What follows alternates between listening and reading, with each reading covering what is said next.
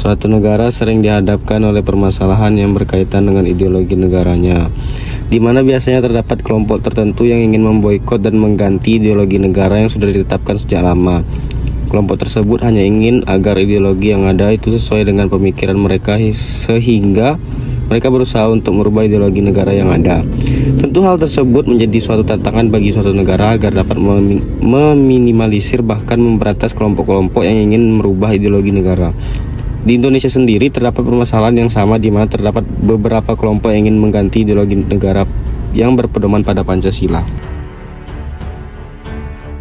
Sebuah kasus tentang kelompok-kelompok yang berpotensi untuk menggantikan ideologi negara Indonesia beberapa waktu lalu sempat menarik perhatian dari pemerintah maupun masyarakat.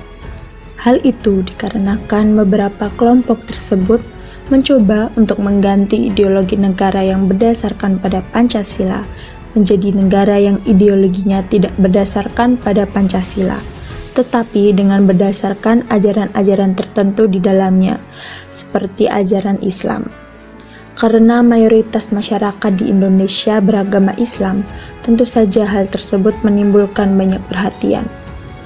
Dilansir dari bisnis.com, Menteri Koordinator Bidang Politik, Hukum, dan Keamanan, Mahfud MD mengatakan bahwa terdapat 3 kelompok yang beraliran radikal mencoba mengganti ideologi negara Indonesia. Tetapi, yang paling santer isunya adalah mengubah menjadi negara Islam. Negara yang melandaskan semua hukumnya pada hukum-hukum Islam dan mengubah sistem kepemimpinan menjadi khilafah.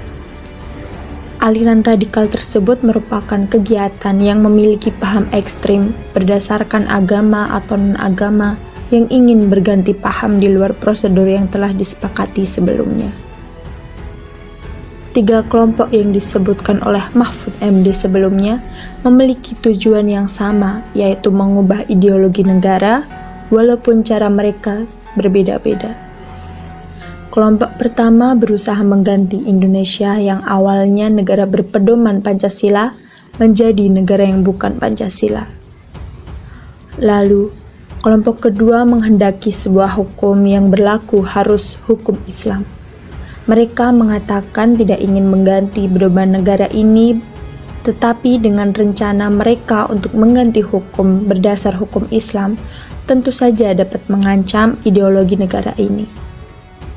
Kelompok ketiga sendiri ingin menegakkan syariat Islam di berbagai daerah, yang tentu saja hal itu dapat mengancam ideologi negara kita yang berpedoman pada Pancasila dan dapat menimbulkan keraguan serta perpecahan sistem pemerintahan dalam suatu negara.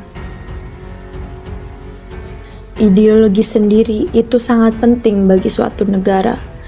Dalam sebuah negara, ideologi dapat diartikan sebagai suatu kesatuan gagasan-gagasan dasar yang telah disusun secara sistematis dan dianggap menyeluruh tentang manusia dan kehidupannya, baik sebagai individu, sosial, maupun dalam kehidupan bernegara. Ideologi melibatkan berbagai sumber seperti kebudayaan, agama, dan pemikiran para tokoh. Mengutip dari Koncoroningrat di dalam bukunya yaitu Kebudayaan, Mentalitas, dan Pembangunan tahun 2004, ideologi yang bersumber dari kebudayaan memiliki arti bahwa berbagai komponen yang meliputi kebudayaan seperti religi, sistem pengetahuan, bahasa, sistem mata pencaharian, sistem teknologi, dan peralatan. Hal itu tentu dapat mempengaruhi dan berperan dalam pembentukan ideologi suatu negara. Agama juga dapat dijadikan sebagai sumber suatu ideologi, dan negara yang menggunakan ideologi agama akan terbentuk negara teokrasi. Jika suatu negara berbentuk teokrasi, maka segala peraturan hukum akan bersumber pada doktrin agama tertentu. Begitu juga dengan pemimpinnya. Pemimpin negara teokrasi juga merupakan pemimpin agama. Bagaimana dengan ideologi yang bersumber dari pemikiran para tokoh? Salah satu contohnya adalah Marxisme, yang merupakan hasil pemikiran dari Karl Marx.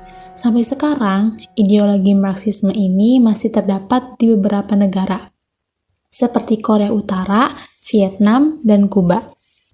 Hakikat Pancasila sebagai ideologi negara meliputi 3 dimensi, yaitu dimensi realitas, idealitas, dan fleksibilitas.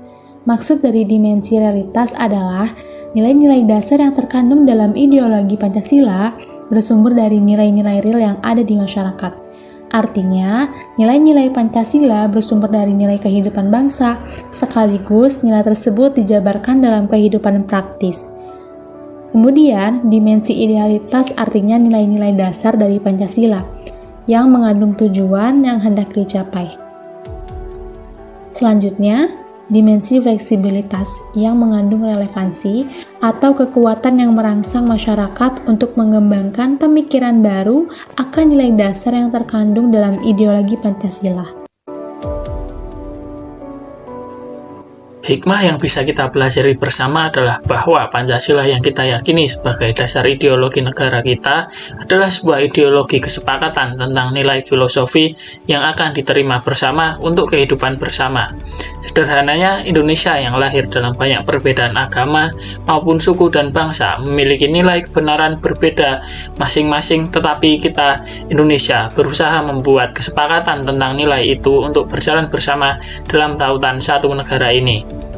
Dalam pandangan Bapak Mahfud MD, Menteri Koordinator Bidang Politik, Hukum, dan Keamanan, mengatakan bahwa selain toleransi dalam beragama yang menjadi dasar pertama Pancasila, tetapi inti keperluan dalam menjalankan ideologi ini adalah sila ketiga, yaitu persatuan Indonesia, agar tergerak bangsa ini untuk menegakkan kemanusiaan yang adil dan beradab dengan cara yang kerakyatan atau musyawarah bersama untuk mewujudkan sosial bagi seluruh rakyat Indonesia.